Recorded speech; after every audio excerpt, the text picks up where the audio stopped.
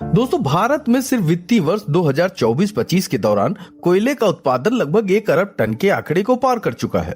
और हैरानी की बात यह है कि इसका सबसे बड़ा हिस्सा सिर्फ बिजली बनाने में नहीं जाता, बल्कि इसके बाद जो सबसे ज्यादा कोयला जलता है वो बड़ी बड़ी भट्टियों में यानी फर्नेसेस में, जहां पर स्टील बनाने वाली भट्टियां, सीमेंट बनाने वाली भट्टियां, यहाँ तक कि ईंटे के भट्टे और केमिकल फैक्ट्रीज में यूज होता है।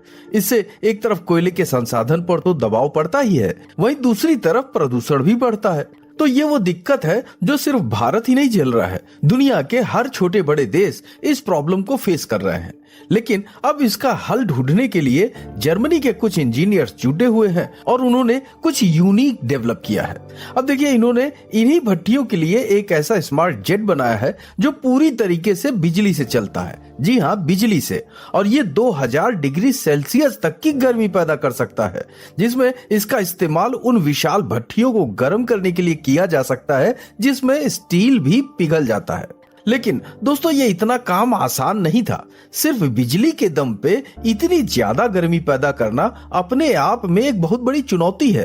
तो दोस्तों, आज के इस वीडियो में हम देखेंगे कि कैसे एक चीज जिसे हम सैकड़ों सालों से जानते हैं, वो अब बिजली से चलने वाले हीटर्स के लिए वो तापमान हासिल कर सकती है जो पहले लगभग नामुमकिन था। जी हाँ, ये कहानी शुरू होती है एक कंपनी से जिसका नाम है हाइपर हीट, जिन्होंने एक ऐसा जेट हीटर बनाया है जो बिल्कुल हमारे घरों में इस्तेमाल होने वाले हीट गन की तरह है। मतलब जिससे हम दीवार पर पेंट सुखाते हैं या पैकिंग खोलते हैं, वैसा ही हीट इंजन, जिसके अंदर एक छोटा मोटर और पंखा होता है जो हवा को खींचता है और उसे गर्म तार के ऊपर से गुजारता है, जिससे वो हवा बहुत ही ज्यादा गर्म हो जाती है और तेजी से बाहर निकलती है। सेम यही कॉन्सेप्ट हाइपर हीट के सिस्टम में भी यूज होता है। लेकिन भैया, इसका साइज एज कंपेयर बहुत ही ज्यादा बड़ा है, मतलब एक फैक्ट्री जितना बड़ा, जिसके अंदर आने वाली हवा तेजी से घूमती है ताकि वो गर्म तार से जल्दी और ज्यादा गर्मी खींच सके और गर्म हो सके। और भैया, ये तार आमतौर पर यूज होने वाले मेटल नहीं है, बल्कि ये एक खास मेटल से बनता है जिसका नाम है नाइक्रोम। और दिलचस्प बात यह है कि इसमें जैसे ही बिजली गुजरती है, ये तार खुद ब खुद गर्म हो जाता है, बिल्कुल वैसे ही जैसे ठंडियों में आपके घर को गर्म करने वाले हीटर। लेकिन यहाँ पर दिक्कत यह है कि घर वाला हीट गन सिर्फ 5 से 600 डिग्री तक ही गर्म हो सकता है, जो स्टील को पिघलाने के लिए बहुत कम है। वहीं पर हाइपर हीट का ये सिस्टम सैकड़ों गुना ज्यादा बिजली यूज करके फैक्ट्री जितने बड़े स्केल पर काम करना है, इसीलिए इसमें कुछ बदलाव करने पड़े। जैसे इसका पहला बदलाव तो इसका साइज ही है। अब यही देखिए कि पूरे सिस्टम को एक मोटे मेटल के डिब्बे में बंद किया गया और उसके चारों तरफ मोटी इंसुलेशन लगाई गई ताकि गर्मी बाहर न निकले और सही जगह पर स्टेबल यानी टिकी रहे। और वहीं पर दूसरा और सबसे जरूरी बदलाव है उस गर्म तार में यानी नाइक्रोम में, जो कि 1400 डिग्री सेंटीग्रेड पर ही पिघल जाता है या खराब हो जाता है। तो अब ऐसे में आप ये सोच सकते हैं कि भैया, जब ये 1400 डिग्री पर ही खराब हो सकता है तो इसकी गर्मी को कैसे बैलेंस किया जाता है? तो भैया, इसका जवाब है एक खास तरीके की सिरेमिक यानी मिट्टी जैसी एक सख्त चीज जिससे बहुत ही ज्यादा तापमान पर पका कर बनाया जाता है। जी हाँ, ये वही चीज है जिससे आपके घर के बर्तन, टाइल्स या सोल्डरिंग आयरन की नोक बनती है। लेकिन भैया, जहां आम सिरेमिक इतनी ज्यादा गर्मी में टिक नहीं पाती, वहीं ये खास किस्म के सिरेमिक बनाना भी बहुत ही मुश्किल काम है। और इसीलिए हाइपर हीट ने अपनी खुद की एक खास सिरेमिक बनाई है। और यहाँ पर एक दिलचस्प बात है जो ज्यादातर लोगों को हैरान कर देगी।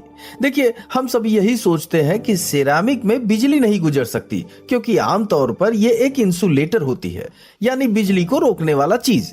लेकिन कुछ खास सिरेमिक्स ऐसे होते हैं जो गर्म होने पर बिजली को गुजरने देना शुरू कर देते हैं। अब यहाँ पर इसे थोड़ा सा आसान तरीके से समझते हैं।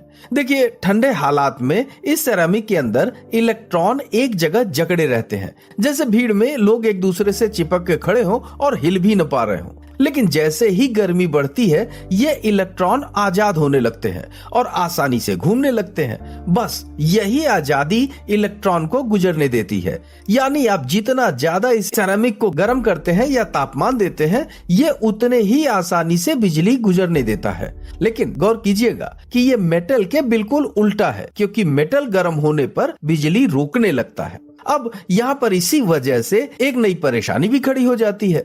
जैसे ठंडे हालत में सिरेमिक बिजली गुजरने नहीं देती, इसलिए इसे पहले थोड़ा गर्म करना पड़ता है, तभी ये अपना काम शुरू कर पाती है। और एक बार गर्म होने के बाद अगर उसका कोई एक हिस्सा बाकी हिस्सों से थोड़ा ज्यादा गर्म हो भी जाए तो वहां बिजली और तेजी से गुजरने लगती है, जिससे वो हिस्सा और ज्यादा गर्म हो जाता है। यानी कि भैया एक छोटे से तापमान की असमानता बढ़ती ही चली जाती है।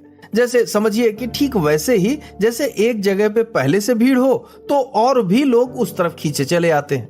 इसीलिए इंजीनियर्स को बहुत ही सोच समझकर तय करना पड़ता है कि किस हिस्से में कितनी बिजली देनी है। इसके अलावा अचानक तापमान बदलने पे सिरेमिक टूट भी तो सकता है।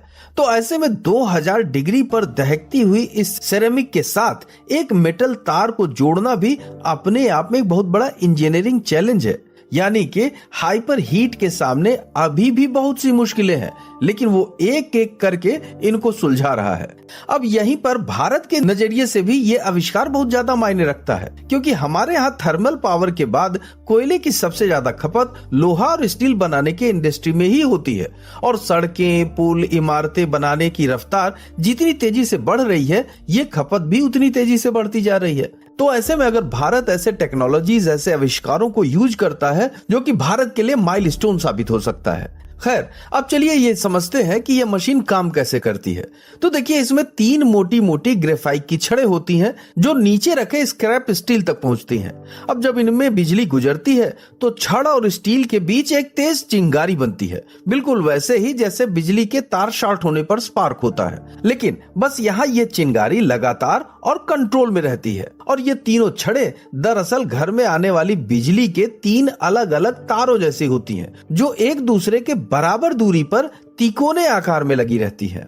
और ऐसे में जब चिंगारी का तापमान 3000 डिग्री से ऊपर भी चला जाता है, तब ठोस स्क्रैप कुछ ही मिनटों में पिघल जाते हैं। और जैसे जैसे नीचे का स्टील पिघलता जाता है, हर छड़ अपने आप थोड़ा थोड़ा नीचे खिसकती जाती है, ताकि चिंगारी की दूरी हमेशा एक जैसी बनी रहे और हर तरफ बराबर गर्मी मिलती रहे। लेकिन ठीक इसी दौरान इसमें ऑक्सीजन और कार्बन गैस भी डाली जाती है, ताकि स्टील की क्वालिटी ठीक हो सके। और अंत में इस भट्टी को एक तरफ झुकाकर पिघला हुआ स्टील बाहर निकाल लिया जाता है और उससे पहले से गर्म किए हुए बड़े बड़े बर्तनों में भर दिया जाता है। तो दोस्तों, इस तरह से स्टील को बिजली पर शिफ्ट करने के फायदे तो साफ हैं। जैसे बाहर से मंगाए जाने वाले फ्यूल पर निर्भरता तो कम होगी ही, प्रदूषण भी घटेगा। लेकिन भैया, भारत में बिजली की महंगी कीमत और कमजोर ग्रिड इसकी असली रुकावट बन सकते हैं। ऐसे में स्टील तो बस एक उदाहरण है। जैसे मान लीजिए कि खाना बनाने वाली फैक्ट्रियां, कपड़ा उद्योग, केमिकल इंडस्ट्री या सिरेमिक बनाने वाली फैक्ट्रियां, इन सबको बहुत ही ज्यादा गर्मी चाहिए। और अगर इन सबको जोड़ दें तो ये पूरी दुनिया की कुल बिजली और ईंधन की खपत का लगभग 20% हिस्सा बन जाती है। मतलब यहाँ पर हर फैक्ट्री को स्टील जितना तापमान तो नहीं चाहिए, लेकिन फिर भी इतने बड़े स्तर पर बिजली पर शिफ्ट होने के लिए इतनी ज्यादा तो बिजली चाहिए ही। लेकिन आज के ग्रिड इसके लिए तैयार नहीं है। पर यहीं पर एक और शानदार आइडिया सामने आता है, जिसे कहते हैं थर्मल एनर्जी स्टोरेज। मतलब बहुत ही सीधा है कि जब रात में ऐसे समय पर बिजली सस्ती हो और ग्रिड पर दबाव कम हो, तब गर्मी को स्टोर कर लो, और जब फैक्ट्री को असल में उस गर्मी की जरूरत हो तब उसे निकाल कर इस्तेमाल किया जाए।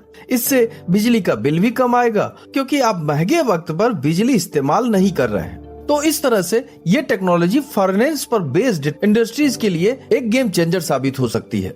फिलहाल इस बारे में आप क्या सोचते हैं? क्या भारत इसके लिए अभी तैयार है? अपने राय हमें कमेंट बॉक्स में जरूर दीजिएगा। और अगर ये वीडियो अच्छा लगा हो तो लाइक, शेयर, सब्सक्राइब और हाइप करना तो बिल्कुल मत भूलिएगा। मिलते अगले दिलचस्प वीडियो में, तब तक अपना ख्याल रखिए। जय हिंद।